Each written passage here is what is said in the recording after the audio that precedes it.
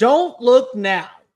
But Twitter is telling me that Greg Sankey and the SEC have completely destroyed college football, all for being the richest conference that brings in the highest revenue and wants to represent itself at the highest honor. And I'm going to be the first to tell you, stop coming after the SEC when there's another conference that is doing as much damage but getting little of the flack. So welcome on into the Overtime Drive presented by our friends over at FanDuel. Go visit FanDuel.com/SECU. Join today. Get started with $250 in bonus bets when you win your first $5 bet. He's Dave Shumate. I'm Cole Thompson. We have a jam-packed show for you tonight. All things coming from the SEC meetings down in Destin. How does Auburn and Oklahoma make the college football playoff in 2025? And can we please, for the love of everything that has ever existed in the world of our favorite sport, tone down the conversation surrounding Arch Manning as being the greatest quarterback who ever has stepped foot on a football field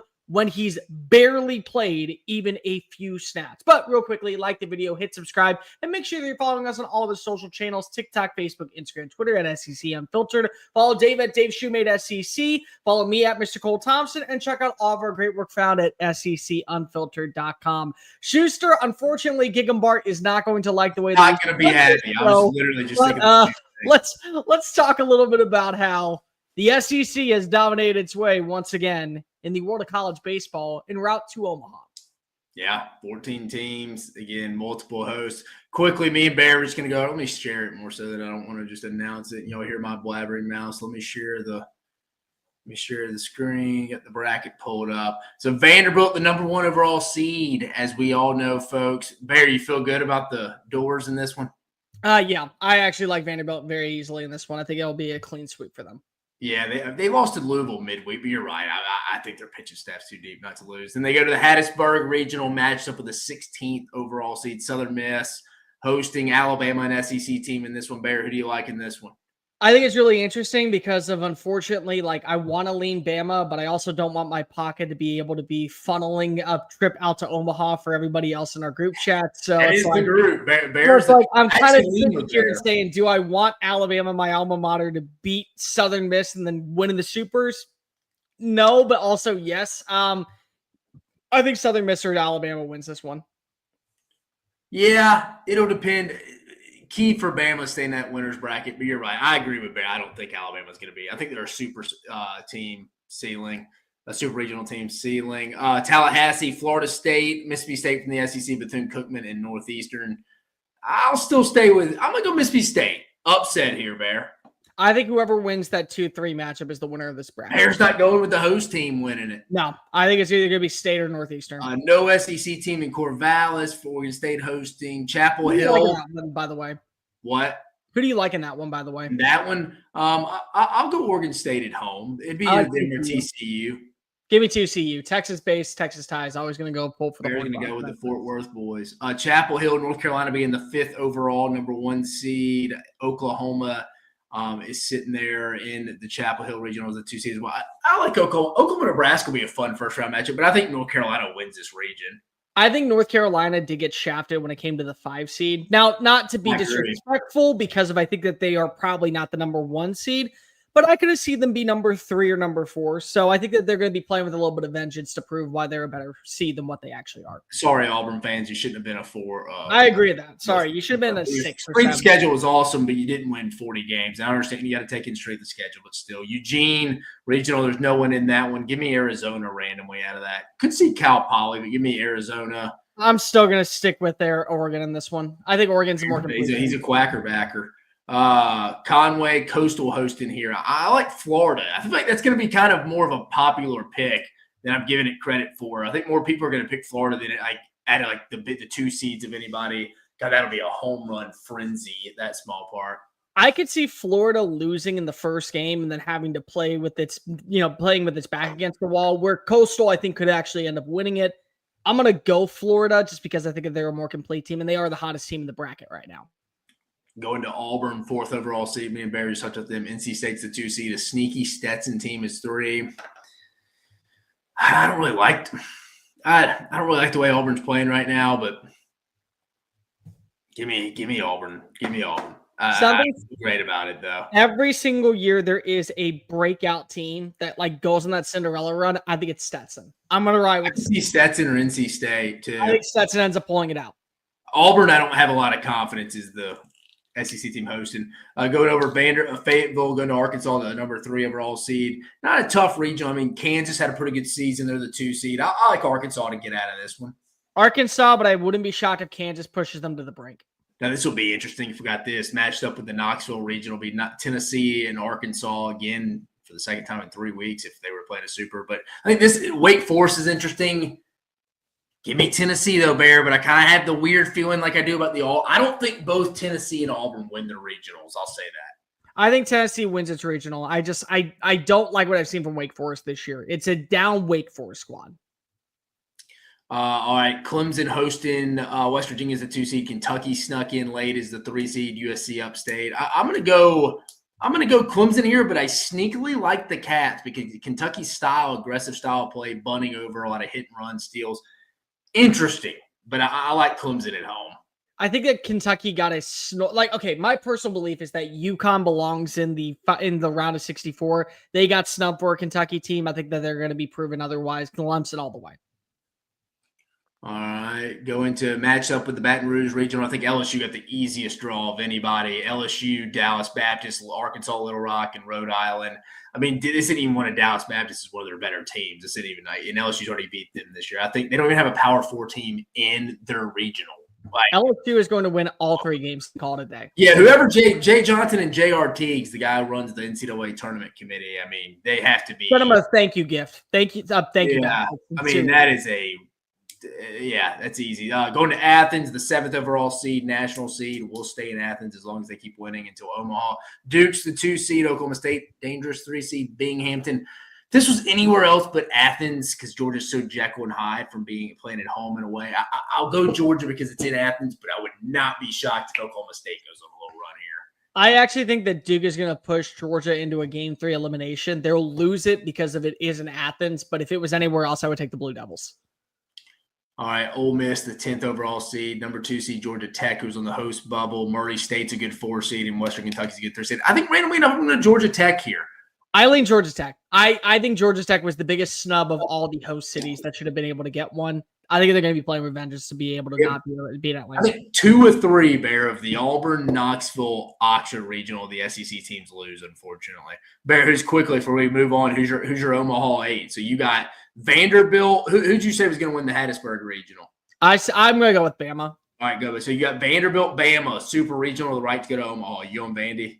Vandy. I agree with you. I'll go Vanderbilt. All right, so who'd you have winning the Tallahassee regional? Northeastern Mississippi State against TCU, and I got TCU upsetting them. All right, so you have TCU going to Omaha. Yeah, I'll have TCU going to Omaha. Who'd you have North Carolina and Oregon? Yeah, and I'm gonna go North Carolina. All right, so Bears got North Carolina. Sorry, I should have gave mine too. I'm gonna go Oregon State makes Omaha out of that, and then you had North Carolina. So did I. I had Arizona. I'm going to go North Carolina, making it to Omaha anyway. What about you? I said North Carolina. Oh, you said North Carolina. All right, Conway Regional. You had did you say Florida? No, you thought I said Florida. All right, so I had Florida too. Who'd you have in the Auburn one? You had Stetson. All right, so Stetson, Florida. I'll go Florida. All right, so you have Florida and Omaha. Arkansas winning theirs. I'm going to go Tennessee. I think that Tennessee's going to have All right, so you think Tennessee and Arkansas in the supers. And I'm going to go Tennessee. I think that they stay hot. So Bears got Tennessee. I'll take Arkansas. All right, Bear, who'd you have winning Clemson again? Clemson. You got Clemson, LSU. You going LSU? LSU. All right, I'm with you on that one. The Athens Regional? I had Georgia, and I had Georgia Tech, and I have Georgia Tech going on. You have Georgia Tech moving I think Georgia Tech is going to be playing with them. I actually kind of like that. Oh, and I skipped one. We didn't move up. Bear, I actually agree with you. I'm going to go Georgia Tech too. I actually like that pick. Austin Regional. Yeah, who you got winning taking this one? Texas. All right, I got Texas. I do think Kansas State is sneaky. I do think that Kansas State, if their pitching can hold, they can be a really intriguing team. All right, Bear, I'm going to go Irvine in the LA Regional. I'm going to go Irvine too, and I'm going to go Irvine over Texas. Dude, I like that. I like that, Bear. I actually do. I agree with you. I just get a weird feeling Texas Tech makes it. Me and you have a lot of the same Omaha teams. We both have Vanderbilt. You have Oregon. You have TCU. I have Oregon State. So that's where we differ. We both have North Carolina. We both have North Carolina. I have Florida. I have Florida too. Okay. You have Arkansas. I have Tennessee. Yeah, and then we both have LSU. Both have LSU. We both have Tech. We both have Georgia Tech. We both have Bear. You got 6 out of the same 8, dude. Listen, if you're right and I'm right, we belong on every single post. Me and Bear for 6 before. If we both get those same 6, we belong in the SEC Unfiltered post game show every single time that we do things. And yes, Gig and Bart, every once in a while I will say things that you can agree with because I don't hate Texas A&M, despite what everyone wants to say. Like, review, hit subscribe. Make sure you're following us on all the social channels. Dave, college football is being destroyed by the SEC. Your thoughts on that? I feel like you got more of a little hotter take on this. I mean, I get it. We'll get into it. I'd love to hear your take here. I mean, again, everybody's, me and you were texting our group message about everybody kind of hammering Greg Sankey. I do agree with you on this, Bear. He is kind of like the front man of it because the SEC is just kind of the face of college football. Again, I think the Big Ten the last 2 years has been better than the SEC, obviously, with Michigan, Ohio State winning it. And I think it may be again this year. But that doesn't mean the SEC is not the face of the sport. I think he just talks out there. But you're right. Tony Petitti is like, I think a lot of people couldn't even pick him out in a line. And if you don't know what he looks like a skinnier, more fit version of Gary Danielson, which is funny now. The CBS is a Big Ten network. But like, he comes off as that. A lot of people remember Kevin Warren more so than they remember Tony Petitti. Yeah. Just because the whole COVID, the season and stuff like that. But no, I mean, I think some of it, part of it, look, Greg Sankey he's not hired to make the sport better or do its in the best interest of college football. He's not the commissioner of college football. He is doing what is best for his league. So he's a businessman, very smart guy. I get it from that perspective. Some of what I do blame for him is, I was talking to an administrator in the SEC today from a school. It's not overly fond of their commissioner, but it's more of like, dude, you've been on college football committees with presidents and ADs since 2005, so for 20 years, and you've done nothing yet. Like what makes me think you're really going to get this thing together? Again, you're right, Bear. From a TV executive standpoint, he's helped cahoots with the SEC, get in with the Big Ten from expanding and leaving and all that. It's inevitable. We all see that tidal wave coming. I get it from a business perspective, but I do think he has kind of taken the luster out of the pageantry, I guess is the right word. It comes to mind initially of the sport. So, I mean, I get it from both angles. I get why some of the college and the 80s and stuff get a little frustrated with him. I think the way he handled Texas coming into the league, he gave them benefits in a lot of sports schedule-wise. I think the officiating in the league, not only from football gets a lot of the big names just because it pays the bills. It's a big sport. Basketball on Tuesday, Wednesdays, and Saturdays is awful at times. Changes half to half. Understand, basketball's a hard sport to officiate. Baseball, the strike zone's all over the place. Like, we're having to review plays that have no business being reviewed. Like, we're wasting time. He's got to get those things figured out, in my opinion. But for the SEC overall, just blaming, I think they're going to get blamed. Now, some of it's his fault, his doing, but I think some of it, he's the easy target. He's kind of the face of the sport from an admin standpoint. Let me ask you all something. What do you think Greg Sankey does? Like, honestly, what do you think Greg Sankey does for a living? His job is not to ruin college football. His job is not to make the SEC its own entity to where nobody else can come close to it, despite them not winning back-to-back national championships. Despite the fact that they haven't been in back-to-back national championships. Let's throw that out there, too. Because the Pac-12 and the Big Ten and an independent in the Big Ten were in the last 2 national championships. His job is to better the SEC.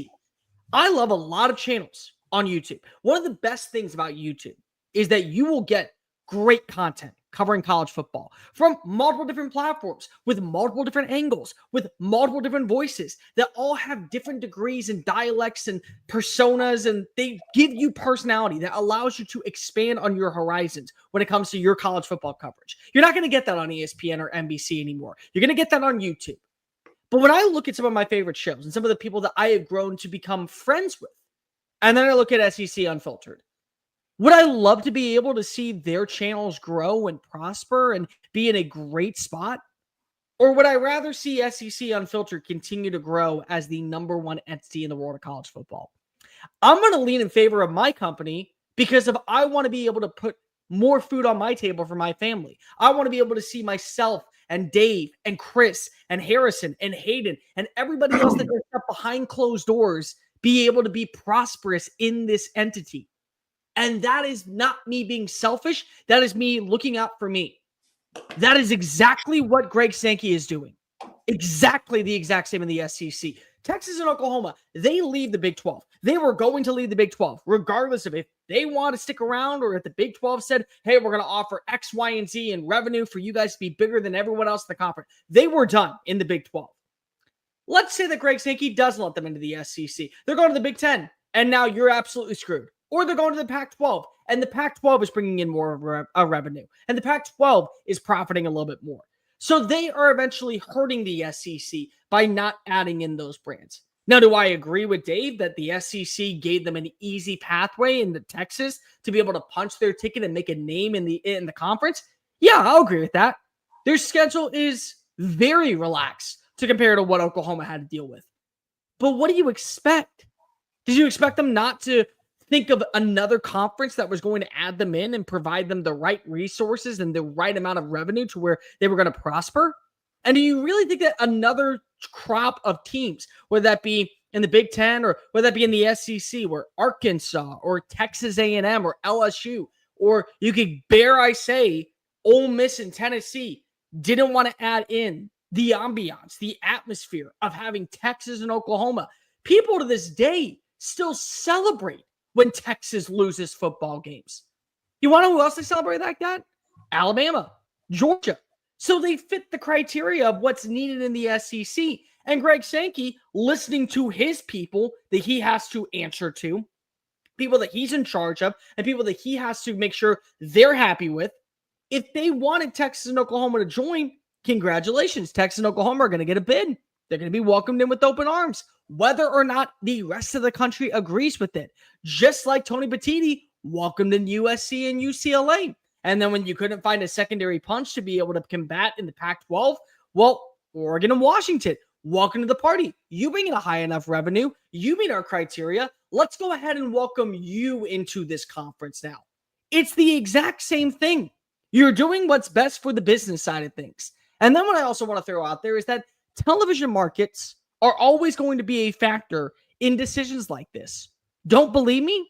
Well, Notre Dame has held out from being in a conference. Notre Dame has made it clear they do not want to join a conference in college football because they don't need the money to worry about that, because NBC and them have a current contract and they work together and they get $20 million by making the college football playoff.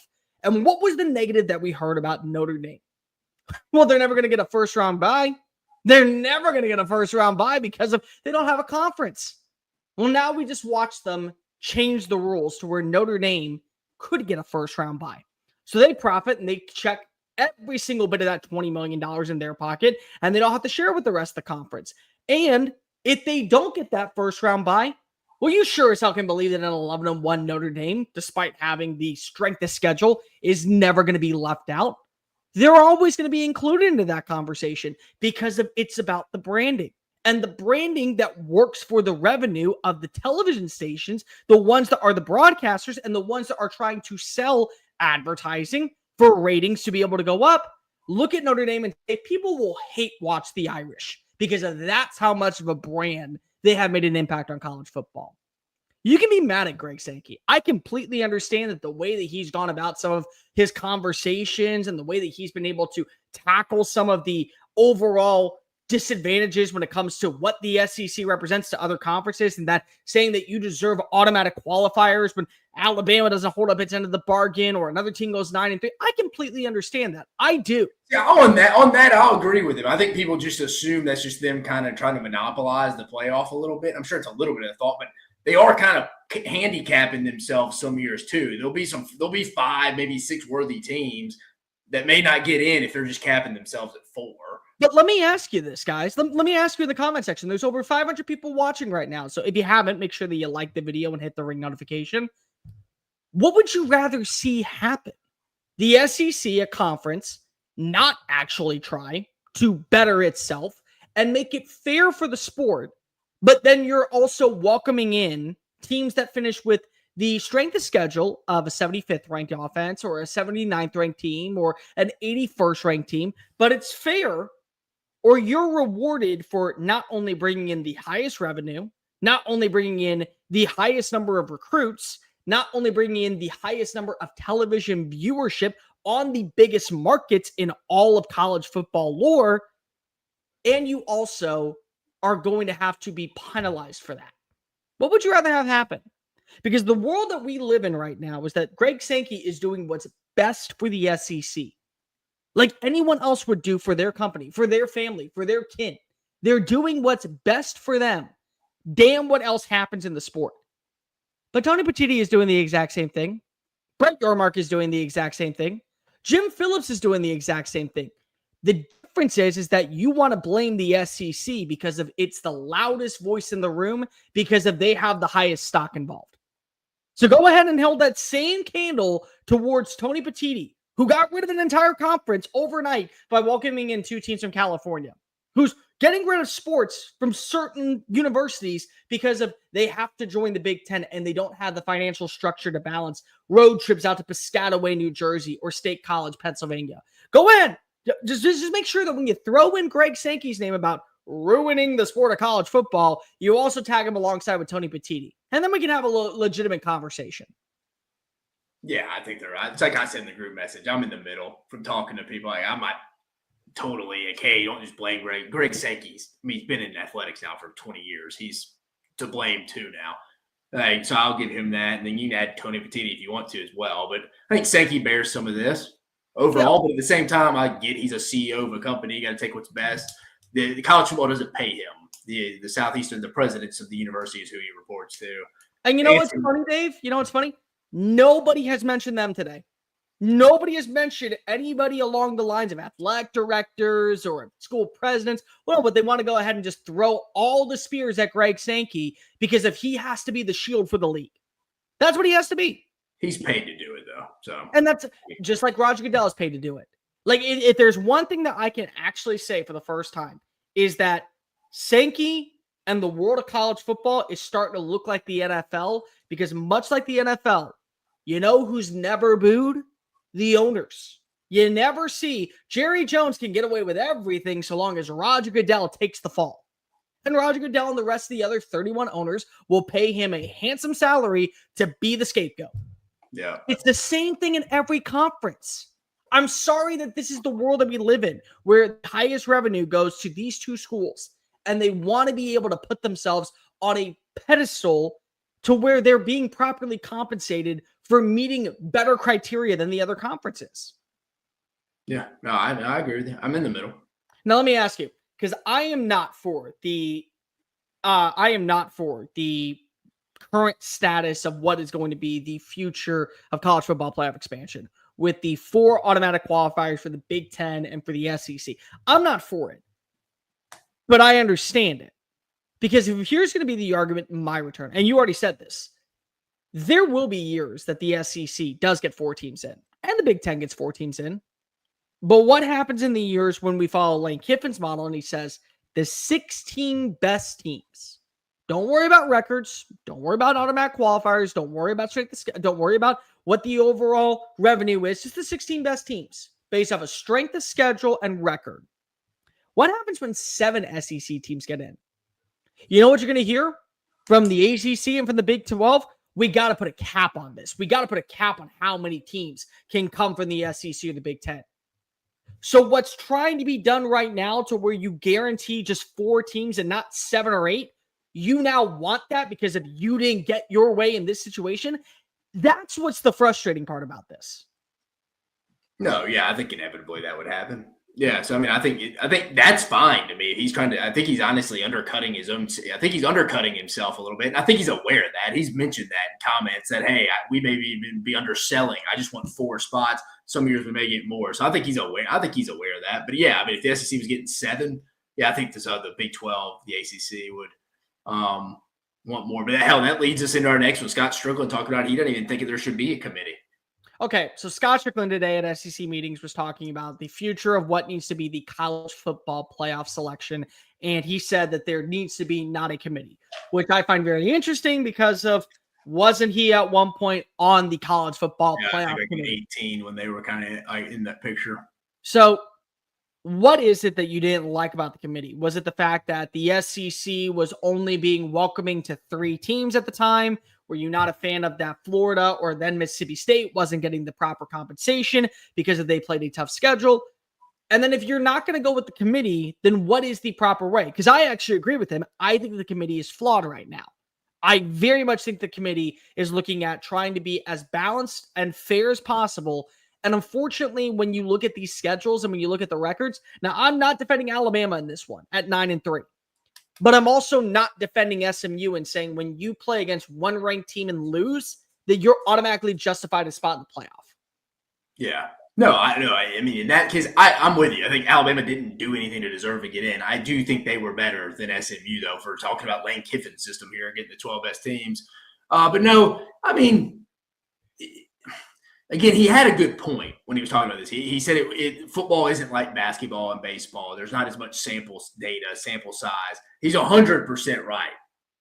I kind of like – at first, I liked the committee when it first started. Now I've kind of transitioned over to I do think there should be some kind of metrics here and that it's very open and everybody understands what that is. I just think naturally, I mean, you saw it this weekend. I didn't even think the college baseball committee got a lot of things wrong. I think they got a couple of things wrong because they try to be too fair. I think that's like just human beings naturally. We try to just be too fair. And again, everybody has natural human bias. I mean, if you're associated with a conference or you're a commission, an AD at a school, which would there be associated with a conference, you should not be on a committee, man. You should be as unbiased as possible.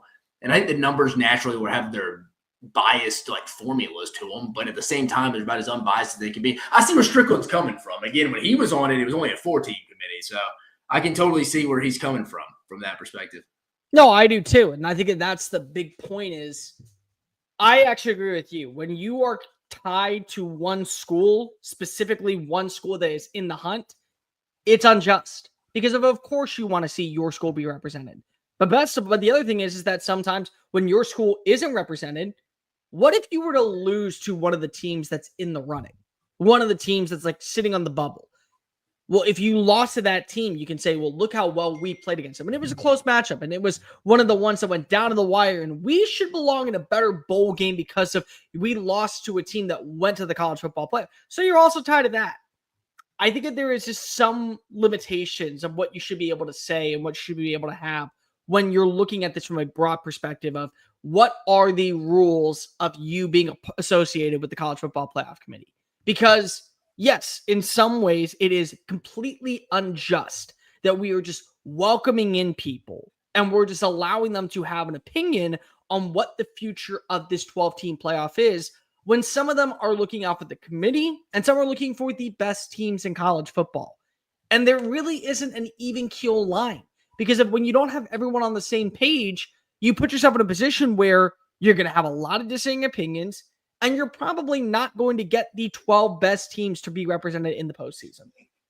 No, I agree with you. A couple other things, Bear. Kirby Smart, portal window. Sark had a little comment on this, but Kirby Smart said, portal window question, a portal window question that he received. The biggest decision that has to be made in college football by far. Steve Sarkisian also brought up here. He says, I do think we're all in agreement that one transfer portal window will be beneficial. As coaches, we're team builders. That's what we do. And it's hard to build a team when you got 2 different portal windows and you're not sure whose team you're on. Yeah, I mean, 100%. It's got to be one. I don't think there's a perfect timing to this because of the academic calendar. I think in a perfect world, I mean, it would probably be right before OTAs in the spring if these guys were just regular employees that didn't go to school. But again, you got to have a January window. It sucks. Teams are going to be playing 16 teams here soon are going to be playing in the playoffs and preparing or getting next year's rosters finished up. I mean, not even going to have a spring portal window. But again, I think you got to have one. I agree with Sark's statement at the end. They're team builders. It's hard to imagine you're going through spring and this isn't even really going to be your team. I understand at the NFL you're cutting guys to some extent, but you're not bringing in this many guys. And college is just a little different from a culture building perspective. But no, I think it's got to be one window. It can't be in April or May when the spring semester is over. Because again, do you want kids? Say Cole Thompson was at Purdue and knew he was transferring back home to Texas. in the winter. But again, he couldn't leave and had to stay in West Lafayette for another 4 months to finish up. And he's in the locker room. He already knows he's leaving. Do you want that around guys that are checked out? It sucks. Teams will be preparing to win a national championship. Everything you kind of fight for and dream of, building next year's roster. But again, it's just college athletics. But yeah, it's got to be one portal window. Well, here's the way that I view it. The reason why it needs to be one portal window is because if you limit the amount of teams that are actually going to be able to afford the players that enter in the spring transfer portal window, because if there is a certain limitation that you have when regarding the revenue that comes in with NIL funds. And so you're hurting yourself if you're a smaller school program that doesn't have the necessary resources. If, let's just say, a former 4-star tight end no longer fits with the new offensive coordinator at Temple, and he ends up having an All-American season last year, but he wants to stay around. But the OC got hired to become a head coach elsewhere. So now he's entering. Okay, well, now Texas is available. LSU is available.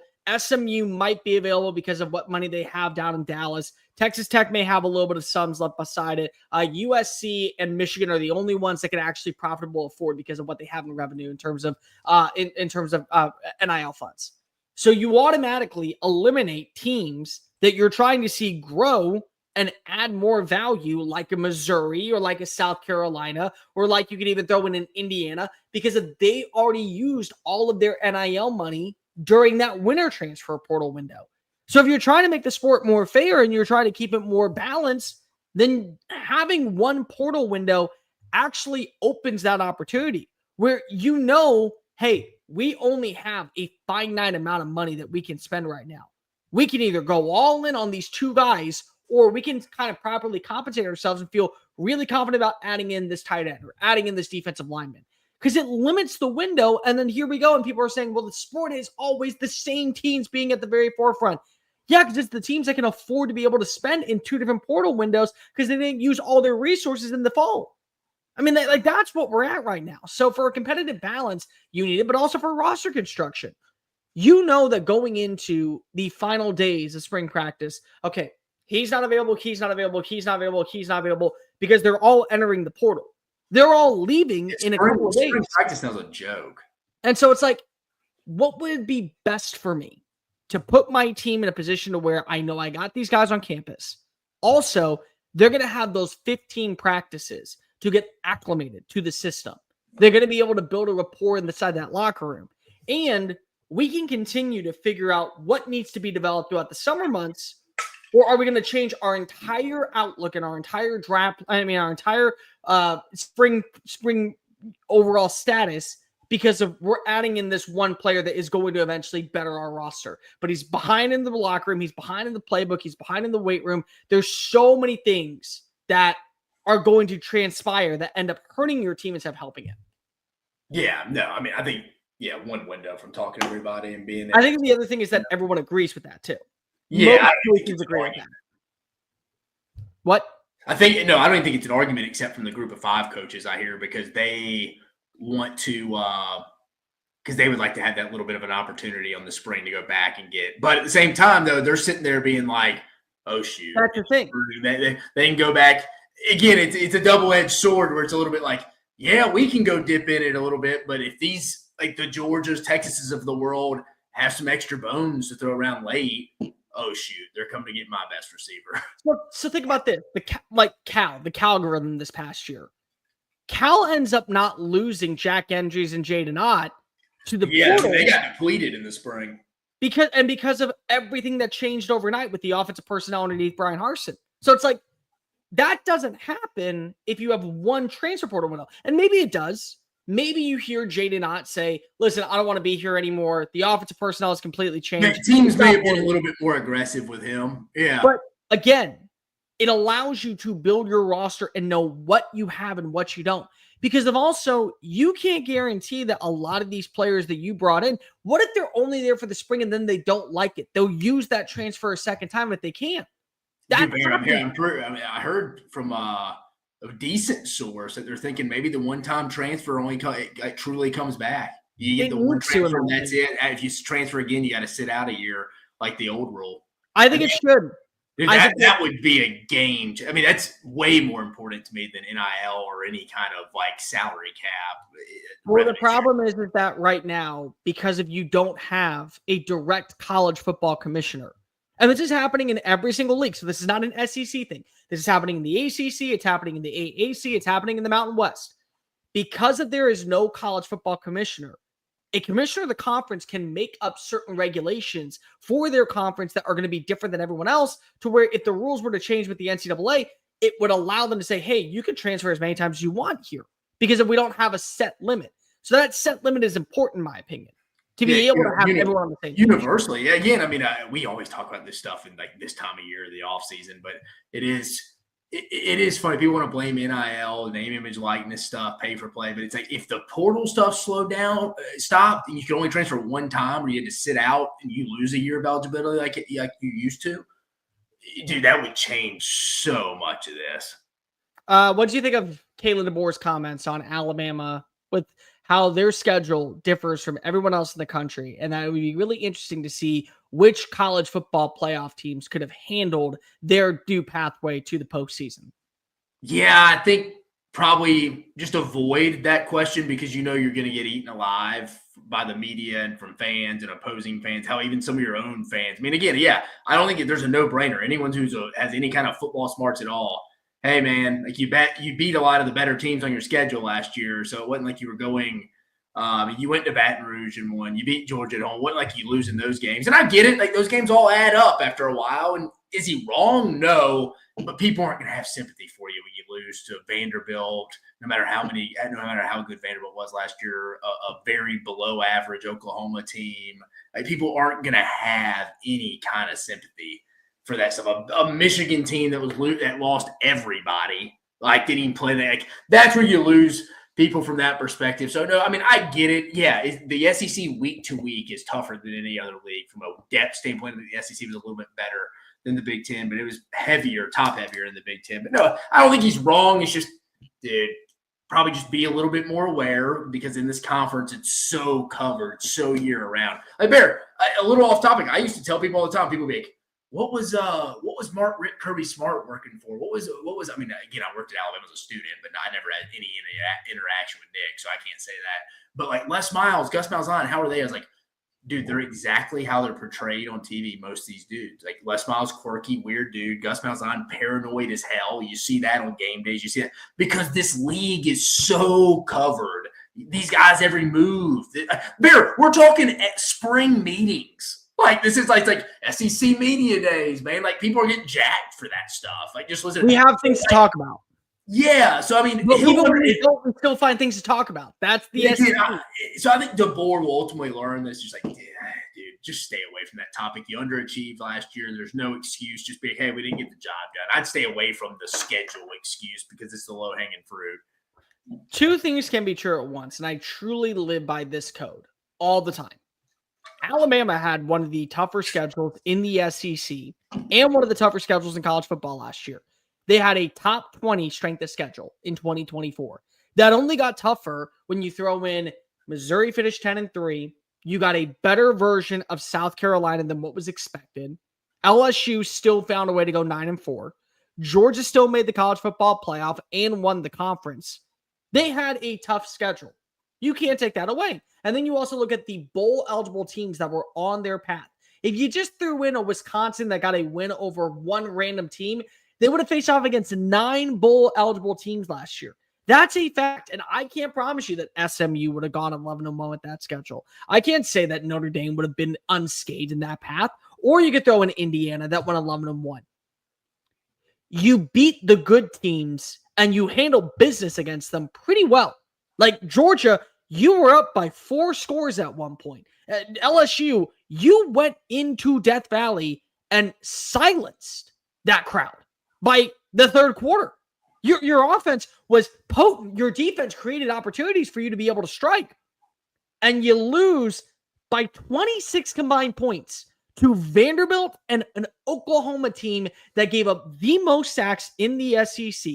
That gave up team that had the worst rushing attack in the SEC, that had inconsistent quarterback play, almost no quarterback play at times, wide receivers that are going to be future accountants and sales reps not playing in the NFL, and you got embarrassed by them. And then to top it all off, you also played against a Michigan squad that had Alex Orji as its quarterback for 3.5 quarters.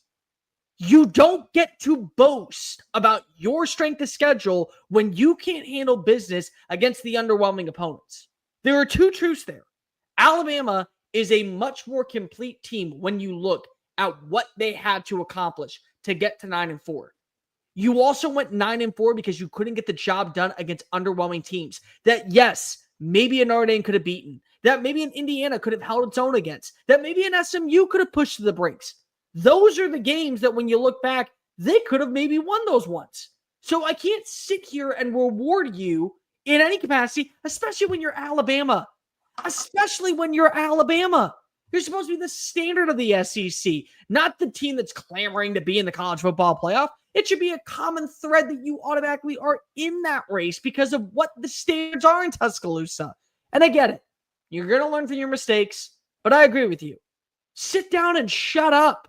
Like, honestly, just say next question if you have to, because there's no way that you're walking away a winner in that on either side of the spectrum. No, I agree with you. I think he'll learn. Again, I think he's probably a little too open and humble right now. What do you think of Steve Sarkisian's comments on Sirius XM Radio? Did you hear it?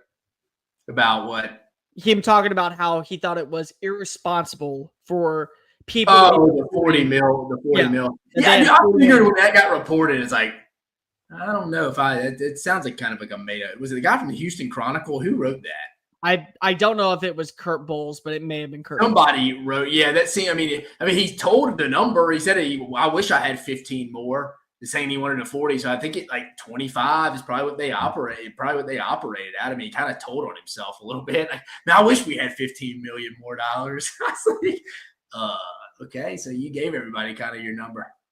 Well, no, I don't have irresponsible. I mean, I don't know. Again, he probably didn't think he'd get – I mean, maybe he thought he'd get asked about that. But, I don't know. I think he's probably just, like, disregarding it. I don't know, downplaying the opponent a little bit from a PR standpoint. Like, yeah, why would you make that stuff up to us? But then he ended up throwing in it. Wish we had 15 million more. So I was like, okay, did the math. Look, here's the way I view it. You have the money, spend it. Why not? If you have $40 million to spend, that's going to raise the expectations internally for the overall conference. But, like, Texas Tech was one of those teams this past offseason that made it clear they had put a lot of money into their NIL collective and they were going to use it to better their roster and compete for a Big 12 title this year. That's what they were going to do. That was the entire game plan. So when you think about that, just be open and honest. If you have the money, why am I not going to spend it? Now, do I think 40 million is a little bit far-fetched? Absolutely. But if it's not 20 million, you don't have to worry about it. You don't have to tell us exactly what the number is. Yeah, I think if he told, I think 25, which would be like, that's about right. Right. And if you had 35 million, okay, you have 35 million, you got an extra 10 million to spend. Now understand that when you get that extra 10 million, you're also pressuring onto yourself to be one of the more complete teams and make sure that what the pieces that you added in, you hit on via the portal or the NIL prospects that you had to go give to a 5-star to go turn his back on LSU or Georgia or A&M. They eventually are properly coached. But like, it's a little disingenuous that we're not talking more so about what this Texas roster has done the last several years. They have built themselves up to where they should feel like whoever we bring in here is going to learn our culture and they're going to keep up this pace to where we're going to continue to get better, NIL or not. But if you have the NIL money, who cares? That's what the difference is when we talk about these schools. Not every schedule is built the same. Not every program has the same amount of boosters. And what they utilize that money for, they can do whatever they see fit because there are no rules in college football. So if you got 35 million, you got 35 million. If you got 25 million, you got 25 million. Whether it's disingenuous for you to be reporting on that, to me, it's not that big of a deal because if anybody else had that type of money, they'd be able to say whatever they wanted behind closed doors. Just use the money properly and make sure that you bring in the right recruits. That way you can win a national title because that's the world of college football at this point. Yeah, I just thought it was interesting the math he added up in his head. I bet he didn't even think anybody would catch that. Like, I wish we had 15 extra mil. I was like, all right, Yeah, Anything else from SEC media days that we haven't hit on yet? not media, the spring meetings. No, I didn't even see much from the basketball meetings. coaches or baseball coaches, but I think, or obviously not the baseball coaches, but the basketball coaches tomorrow. Oh, there was one more. Trev Alberts was asked about the future of scheduling for the college football playoff regarding the SEC. And he said that if there are 8 games, that's a fine number. But if they move to 9 games, that's also fine, so long as it doesn't hurt the chances of the SEC to be properly represented in the college football playoff. Now, I find that really interesting for 2 reasons. Number one, he comes from the Big Ten background from his time at Nebraska that plays 9 conference games per year. But the other thing is this feels like it's a hand-in-hand move regarding the future of the SEC. If we're going to get automatic qualifying bids for the SEC, they will move to 9 games. So that way they aren't punished for having that extra conference matchup when they already have usually 10 of the top. Plus, you're not even getting paid by ESPN for that extra game. I understand that from a business standpoint. Why would you go give ESPN an extra game for free? Right. So I understand that it's a money thing, but also I understand if we're properly compensated, like we strengthen our schedule even more. So when you look at the strength of the schedule every single year, Dave, like 10 of the top 15 are in the SEC because they all play against each other. So naturally that makes your schedule tougher. If you get the qualifying bids, the automatic qualifiers just to be in, they'll play that extra game because they won't be penalized for it. But the thing is that we don't talk about when you mention the Big Ten or you mention the ACC or even the Big 12. How many of those games are often per week a ranked matchup versus a ranked matchup? In the Big Ten, it's probably 2 or 3. In the ACC, it's probably 1 or 2. In the Big 12, it's probably 1 or 2. What's in the SEC? It's 3 or 4. So it's more of a challenge because of they have the ranked matchups week by week, which does numbers for revenue. So why would you openly punish yourself by throwing in that extra conference game when you don't have to worry about that because your strength of schedule doesn't carry a lot of weight? Like people want to go ahead and say, well, yeah, they throw in that FCS game in week 13, late November. Oh, they're going to go that 9th game to get that extra money. Yeah, but if you're going to get rid of that game, then you better make sure that we're not going to be penalized for it and we're going to get properly compensated not only in money, but also in a roster spot in the college football playoff. Yeah, I bet they would cover their bases before they didn't agree on that. I think that 9-game thing they're going to handle correctly from their own selves and protecting themselves from that perspective. I get that from their end. Just for again, like from a conference, you'd just be giving ESPN a free extra game. I wouldn't be putting my talent out there from that perspective too. I mean, I don't know. I think they'll work out the automatic spots and stuff before when they announce 8 or 9 games. I think they're going to have that roster spot or the automatic bids. That's like humor me for a second. The Big 10, the Big 12. Let's say they got rid of a conference game. That would end up hurting their revenue with ESPN if you threw in an FCS matchup. Yeah, I don't know why they do that. Right now, it hurts the SEC to add in a 9th conference game because you're not getting paid for it. Yeah, you're not compensated for it. So I get it. I understand it. From the business side, you're being compensated in the Big Ten where you're not being compensated in the SEC. Because you're not being compensated in the SEC, what's the value in this? Because you don't win in this deal at all in any capacity. You don't win when it comes to making the playoff, and you don't win by putting a couple $1 million in your back pocket to better your school. So it's a lose-lose. Like he said, if they're just going off what your record is, he's like, why would we go play an extra tougher game? I mean, right now it's just more of a strategy, and it's almost like a who's blinking first. Yeah. Like, review, hit subscribe. We have over 900 people watching currently in the chat, so make sure that you are following us on social media. You're also subscribed to the channel because we have college football content coming your way over the next several weeks. We have college baseball content coming your way as well, and we know that the race to Omaha is very much at your disposal. But there's also a race for the college football playoff, and as we've done recently, we break down teams that we believe are going to make a run to the postseason this year, but what needs to happen for that to become a reality. Tonight, we're breaking down 2 teams, Oklahoma and Auburn. Both rosters that very well could finish 8-4. Both rosters that very well, with the right couple of swings, could go 10-2 and punch their ticket to the dozen dance. So, Dave, let's start off with Oklahoma. Probably one of the bigger winners of the offseason, simply based off of a change of offense coordinator with Ben Arbuckle coming on in, Then you throw in the fact that you get your quarterback in John Mateer to leave Pullman and not go to Miami or Chapel Hill, but to come follow you to Norman. You add in Giovanni Gibson, and then to top it all off, you're also able to bring in Jaden Ott, who I think is the perfect fit for what you want to run in Ben Arbuckle's system. A top 15 scoring offense from last year. So in your opinion, what are you looking for that could say Oklahoma does this right, they're in the college football playoff? Oh, I mean, I think this is the low-hanging fruit, and I think it's really the only answer outside of you're just overcomplicating yourself. It's them bringing on John Mateer, who I think was the best quarterback in the portal, and I think that's pretty much unanimously agreed upon. I mean, I think in today's college football now, it used to not be this way. It was more. This has kind of came upon 4 or 5 years, and a lot of people internally in the sport agree with it. If you just go back, look at other quarterbacks, it used to. I hate using the term game manager, but just for layman's terms, like your quarterback now, the best way to put it, has to be a top 3 to 5 player in your team now. He has to be a winnable plus player. People remember in our transfer portal grades to all conference player. He has to be a reason you are winning. He can't be a winnable minus. Like, you know what? He gets us in the right checks. He's just a real smart guy.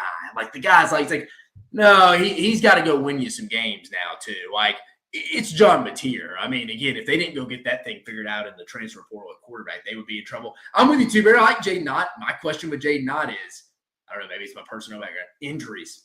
Sure. If he can stay healthy. It's a big if because he was banged up a lot last year. But I think it starts and finishes with John Mateer. I mean, they got some other question marks. I don't think they can have near as much the health concerns they had last year. There's just no way a team can have that bad of injury luck 2 years in a row.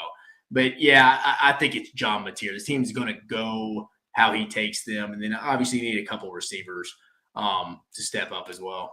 I won't spend too much time on it, but I was reading the quote from Athlon Sports from the anonymous coach on John Mateer and this Oklahoma team saying it's a gamble to go after a quarterback from the G5 level and hope that he can translate to the SEC. And usually I would agree with that. I would absolutely say there is a risk of bringing in somebody who's faced off against Mountain West competition and lower tier group of 5 competition to now join a conference where the domination buries on the defensive line. And it's one of the best in college football. If it wasn't for the offensive coordinator, that's the thing that a lot of people are missing in all of this. Ben Arbuckle and John Mateer has spent the last 2 years building a rapport, relationship, and an understanding about what this offense has to be. You're not going out and adding in Gio Lopez from South Alabama and say, hey, run this offense the way that John Mateer did in Pullman, Washington. You're saying to yourself, hey, do what you did against better competition because you already know this offensive personnel like the back of your hand. You can be that secondary teacher on the field. You can be that voice that gets people lined up properly and ready to go ahead and attack.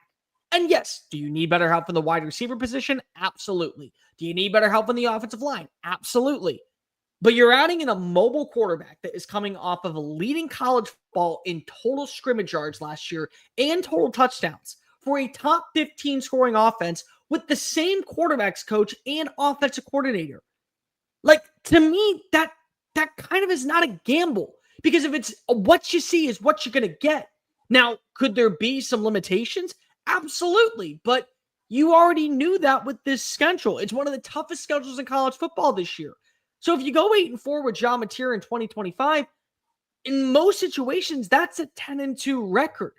It's just, how do you lose those games? Is it bad defense and you're not able to replace the production of Danny Stutzman or Billy Bowman, or you're not able to get a good pass rush, or the play calling for Brett Venables is a little bit stale now with Zach Alley out to West Virginia? Is it not having a stable run game because Jaden Ott's injured? Is the offensive line not giving you enough protection? There's so many other things that go into it, but I agree with you. If John Mateer is as advertised, if he ends up coming in and lighting the SEC on fire, and it starts off with that game against Michigan where they just put belt to ass, and then they carry that on over when they face off against Auburn, and then they carry that on over in Red River. Yeah, there's a reason to say whenever you face off against number 10 and Ben Arbuckle, holy crap, we have got to prepare to slow this kid down, because if we don't, we are absolutely screwed. But then again, that's the reason why you can't make the college football playoff, is the scheduling gets a little bit too big for them. They're not able to capitalize in marquee moments. They end up not having a stable secondary punch, and you rely too heavily on John Mateer to be everything for you the way that Washington State did at times last season. Because Washington State had some good wide receivers at its disposal, and they had a good offensive coordinator that was able to get the Cougars into range of a top 20 status at one point in the postseason picture. But they allowed too much of it all being John Mateer. Mateer's got to be the runner. He's got to be the passer. He's got to be the third down check mover. He's got to line up and call an audible at the scrimmage because if the defense can't get a block to save its life. And if that happens at Oklahoma, it's the exact same results. Yeah, no, and I think you hit on a lot of other points, but I think that I'm going to be quick and short since we're a little long-winded on this one. The offensive line would be a reason why they wouldn't make the playoffs, in my opinion, with just being short and sweet.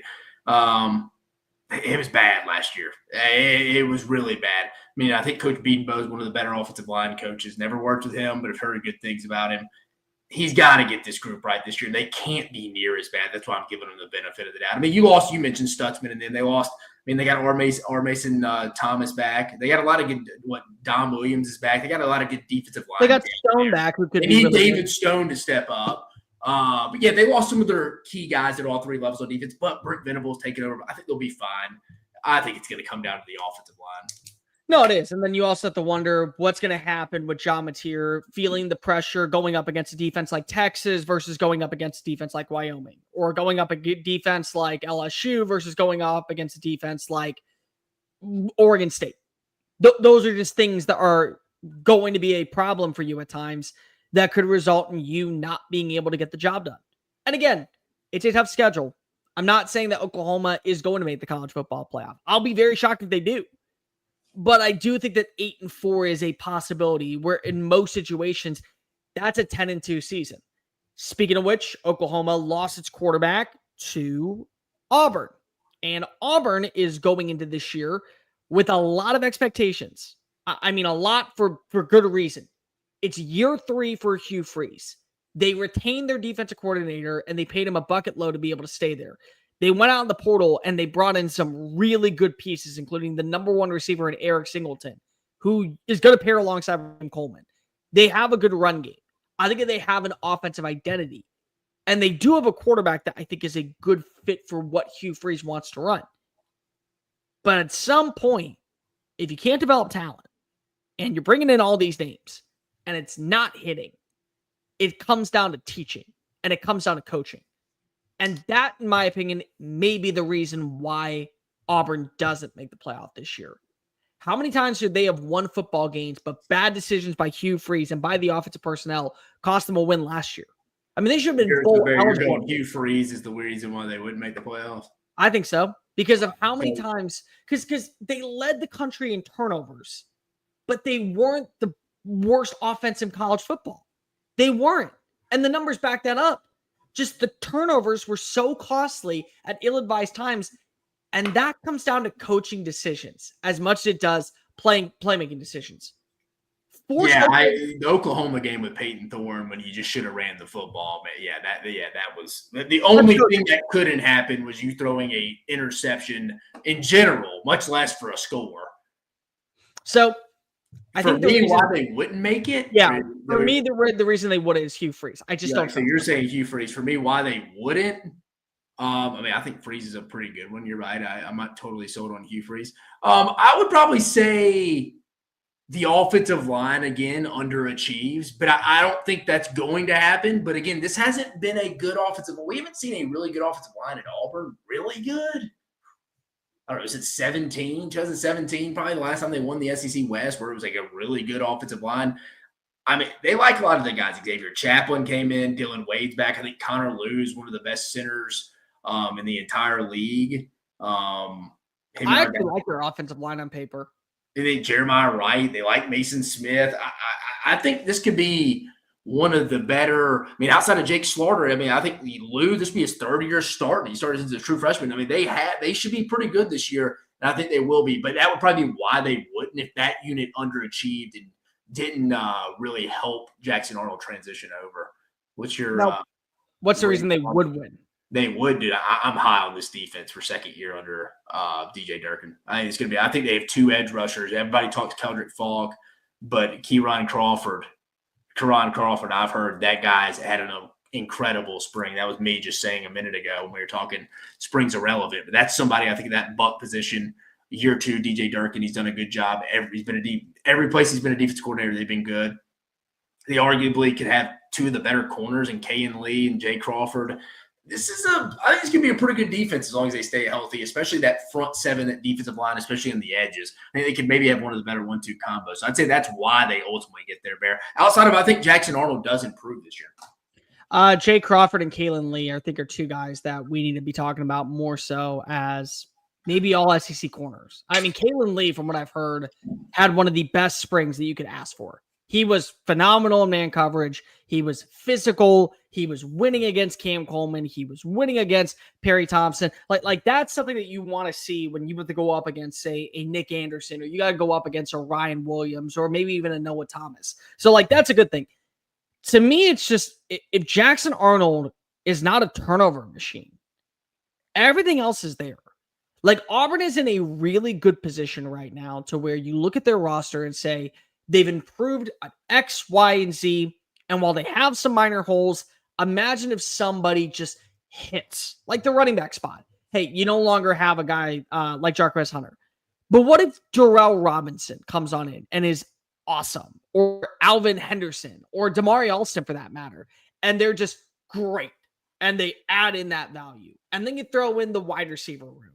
And Eric Singleton is the first wide receiver to get 1,000 yards since Y2K. And you set the tone early by going to McLean Stadium, and it's hot in Waco. And I can tell you, I live about 2.5 hours away from Waco.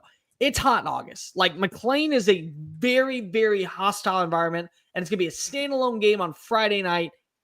And you end up putting belt to ass against Dave Aranda and Sawyer Robertson, a quarterback that I'm extremely high on this year. You set the tone, and you just don't make those situational mistakes that we saw when you were at Oklahoma, and we've heard about at times throughout spring practice, and there's a role for Deuce Knight to get involved. I mean, you should at least be 8-4. And then you look at the schedule and some of the toss-up games like Texas A&M. Okay, well, you go to Kyle Field and you're able to continue that success. Well, now you're 9-3. And you get Georgia and Alabama at home. And you split the series. Well, now you're 10-2, and 10-2 with an Auburn program, it's not being left out of the college football playoff. So if Jackson Arnold, that's in a better system for him, with the best weapons that he's ever had, a better offensive line, a defense that is going to be able to put up the same type of metrics, I think, on paper that we saw last year with Oklahoma's defense, just doesn't make mistakes, just doesn't put his team in harm's way in critical situations, they're good enough to hold their own against everybody in the SEC. And that's something that I couldn't say last year about Auburn. Yeah, I mean, it really would not surprise me if Auburn did randomly make the playoffs. If you told me a team from the SEC really came out of nowhere and made the playoffs this year, when you factor in, you agree both that Tennessee and Auburn had like kind of the – again, I thought Tennessee was a real contender before they lost Nico. I think now I like Auburn a little better than I like Tennessee right now. But both of them have very beneficial schedules with the talent that they have. If you told me Auburn randomly was like a fourth or fifth team from the wouldn't shock me if they're hosting Alabama to end the season with still some playoff hopes. You know what they remind me of? A lot of South Carolina last year. Like, they have a good overall defense and an offense that if the quarterback is not putting it in harm's way and they're able to get a couple of breaks in their favor, they're going to go 9-3. They may end up going 10-2. Like, again, if the Nick Emanwari touchdown counts, then they're in a great spot. Like, they're in a great spot at that point. Yeah, but shoot, if they're getting what they got from Lenore Sellers and Jackson Arnold, though, yeah, Auburn's receivers are a lot better than South Carolina. So that'd be good news if you're an Auburn fan. So just little things like that. I mean, things bow to your favor. You're in a good spot, in my opinion. All right. Like, review, hit subscribe. Make sure that you're following us on all social channels. The win total for Auburn is at 6.5, Dave, if I'm not mistaken. I think 7.5. Wait, you said 7.5? I think so. Okay. Well, regardless, the win total is where you can go ahead and bet on everything that you want to bet on when it comes to college football or college baseball. And when you do so at FanDuel. FanDuel Sportsbook is here to make every moment count. The app is safe, secure, super easy to use if you haven't already used the account. FanDuel Sportsbook offers great promotions every day to all users like Profit Boost tokens, new features like a Parlay Hub, build your own same-game parlay, or choose from one of the popular SGP already made for you in the Parlay Hub. If you haven't signed up already, go to FanDuel.com/SECU to learn more. Visit FanDuel.com/SECU to get in the action with offers you don't want to miss. And make sure you throw down a little bit of money this upcoming college baseball tournament season on a team that you think may end up hoisting up the title. Two of my favorite bets right now, I'm loving Georgia Tech at plus 4,000. And I think Florida, if they can stay hot at plus 3,100, it's easy money in your pocket. So what are you doing wasting time? Go ahead and visit FanDuel.com/SECU and join in the action today. Disclaimer: must be 21 and present in select states or 18 present in DC. First online real wager money only. $5 deposit is required. Bonus issues with non-withdrawable bonus bets which expire 7 days after receipt. Restrictions apply. See terms at sportsbook.fanduel.com. FanDuel is offering online sports wagering in Kansas under the agreement of the Kansas Star Casino LLC. Gambling problem? Call 1-800-GAMBLER or visit FanDuel.com/RG. Call 1-888-789-7777 or visit ccpg.org/chat in Connecticut or visit mdgamblinghelpline.org in Maryland. Hope is here. Visit gamblinghelplinema.org or call 800-327-5050 for 24/7 support in Massachusetts or call 1-877-8-HOPE-NY or text HOPE-NY in New York. Dave, I'm going to say this part real fast. And I think it needs to be just done and moving forward. Can we stop with the Arch Manning hype? Just a little bit. So Joel Klatt recently came out with his rankings of the top 10 quarterbacks going into 2025. And for many of you who don't know, Joel Klatt is one of my favorite people in the industry. I look up to Joel Klatt. I think that he is one of the best in the business. But I think it's an insult to the SEC and more importantly, just to college football in general, when you're putting a quarterback at number 2 who's played 95 snaps, not even a full season, and expecting him to be the second coming of his uncles, to be the reason why Texas doesn't miss a beat, goes to the college football playoff, and maybe wins a national title. If you want to say Texas can win a national title, I have no problem with that. But we're putting Arch at this point to a level of expectations that even if he comes close to reaching, it still won't be good enough. Because if somebody else is raising the bar to that next stage, and then to the bar to the next stage. Here's what I think of it. Have you ever seen the movie Avatar? Yeah. Okay. So you know when they go to Pandora, they're mining for that one type of gem. And it's called unobtainium. And you want to know why it's called unobtainium? Because it's almost unobtainable to get. Arch Manning is unobtainium. We're reaching that level of where the expectations are going to be so sky high. In high school. It's not going to be possible for him to meet the criticism that comes his way. And it's getting worse because we're seeing number 1 overall pick in 2026 NFL drafts when he's barely played in 2025. I mean, think about it too. So of it won't be his fault. Like you're replacing 4 offensive linemen, your top 3 receivers. Like there's an adjustment period. It comes with that. That's inevitable. I mean, I think Farrell. Mike Farrell. I think was the guy that got killed for it by saying Arch Manning was only really rated higher because of his last name. I think that's totally fair to say. And honestly, I think you'd be dumb if you didn't take his last name and the people that he surrounded himself from a football, just total IQ investment standpoint. I mean, the Mannings.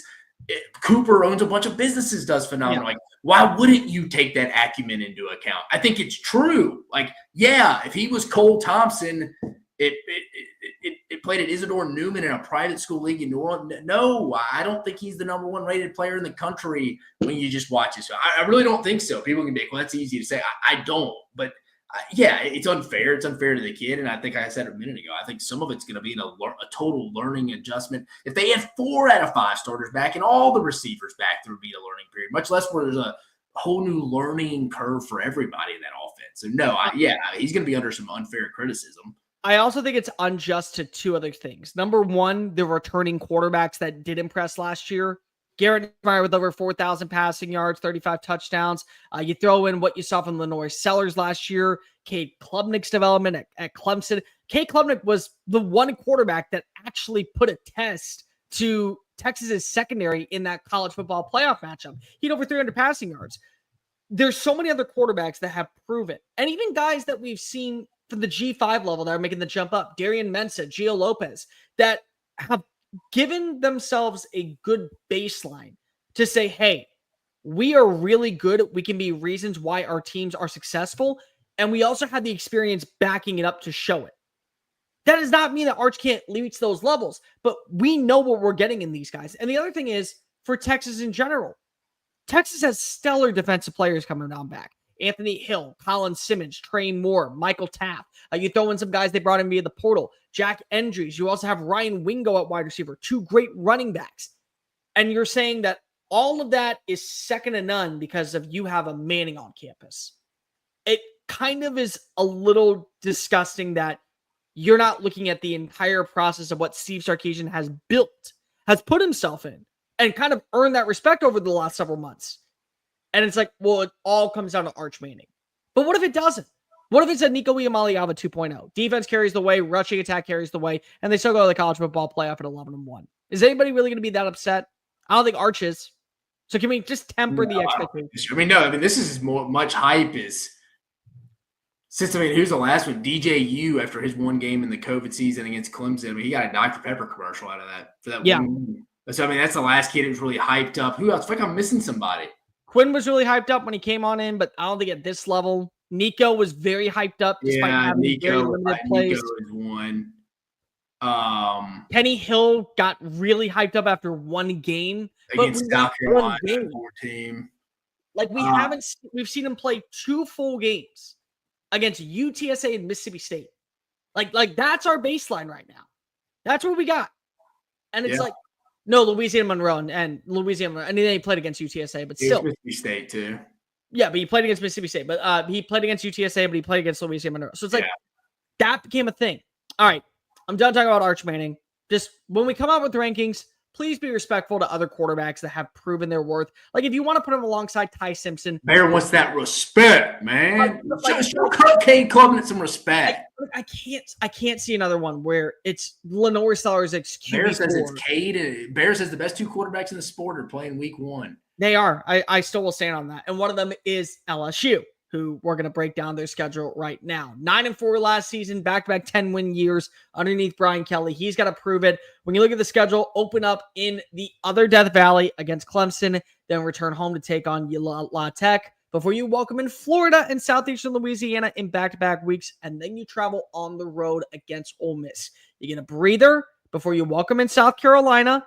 There's going to be a lot of animosity in that game. At Vanderbilt the next week, Texas A&M comes to town. You don't lose to Texas A&M in Baton Rouge.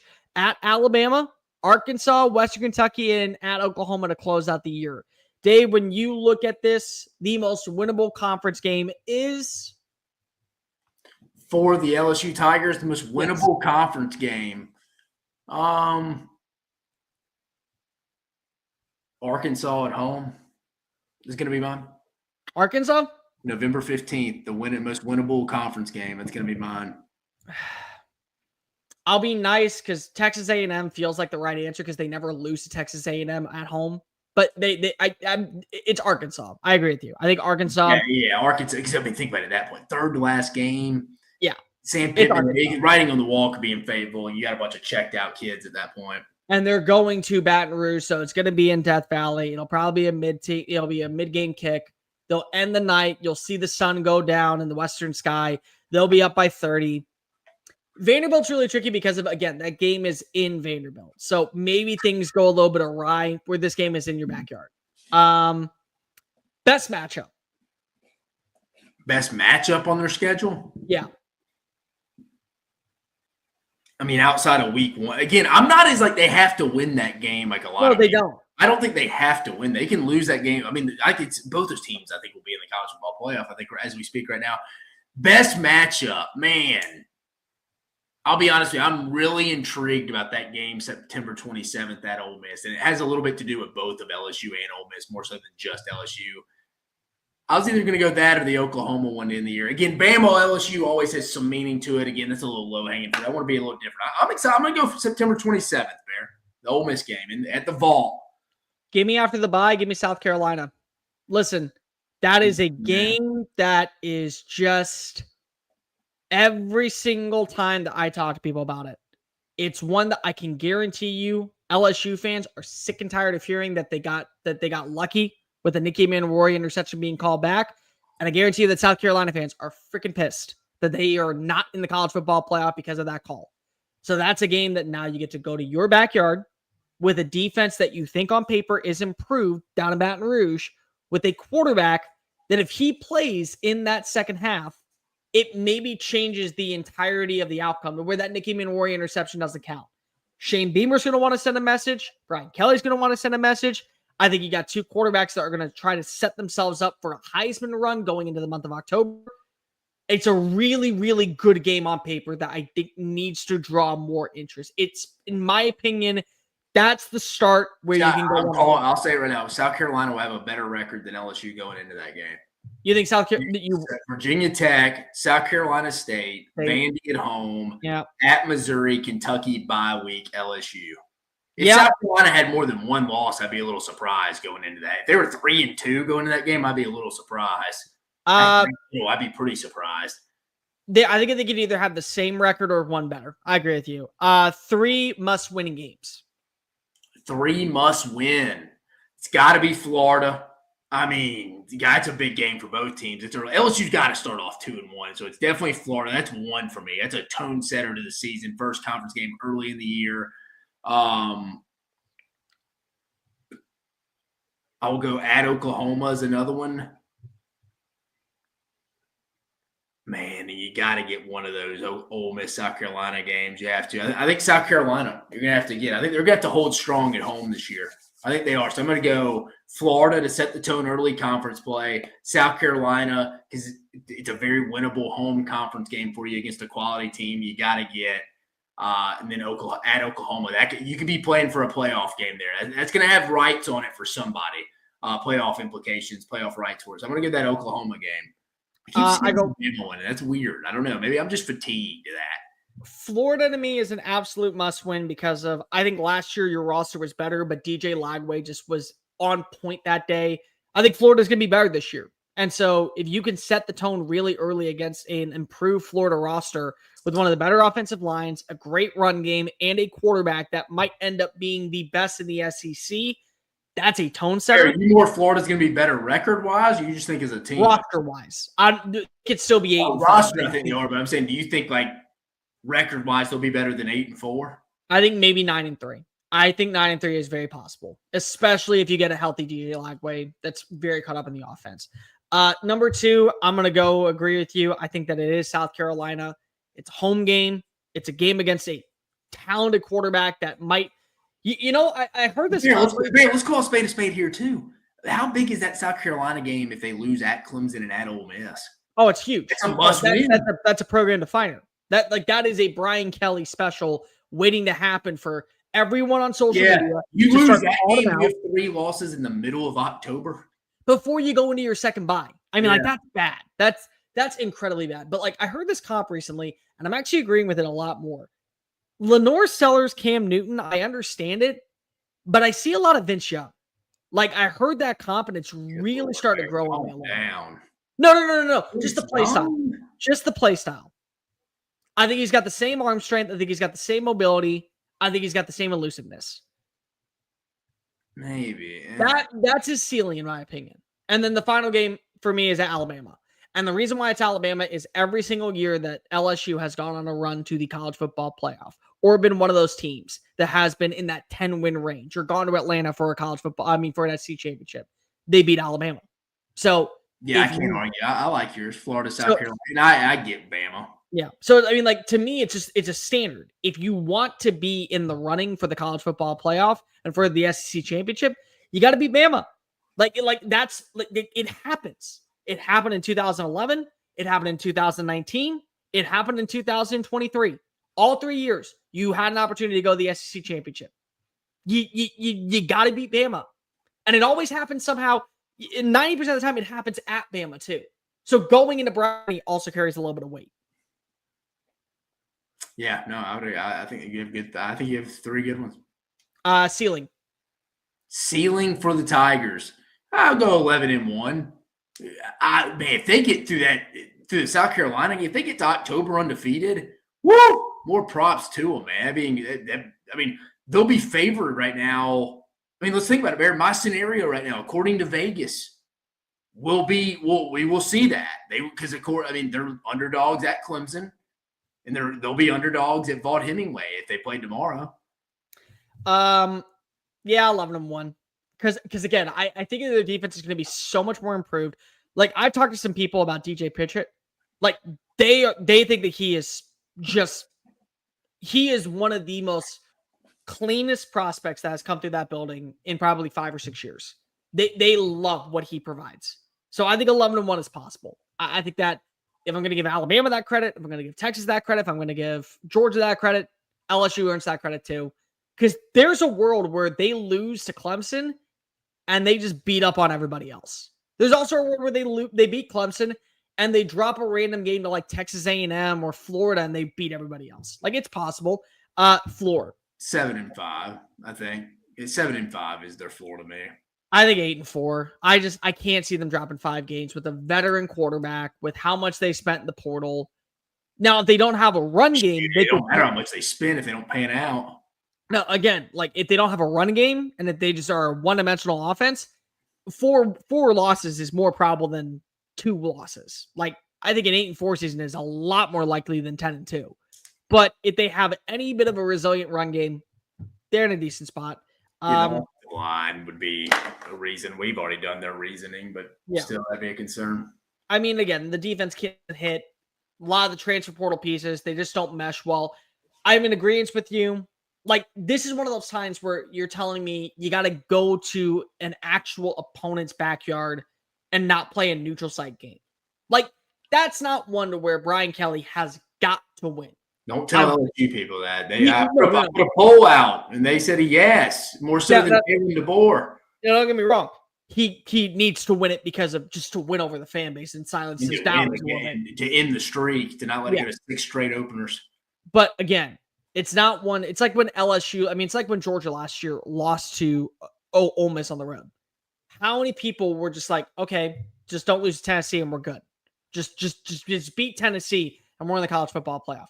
That's the same way that fans are going to feel when it comes to the status of LSU. Not Brian Kelly, but to the status of LSU. All right, we got to get off because we have the SEC Unfiltered Baseball Show shortly beginning. But real quickly, if you haven't already, like the video, hit the ring notification, subscribe to the channel, follow us on social media at Dave Shumate SEC, at Mr. Cole Thompson. Make sure that you download the podcast version of the show and check out all of our great work found at secunfiltered.com. And of course, go to FANDUEL.com/SEC. You win $250 in bonus bets by winning $5 on any single one of the college football baseball bets.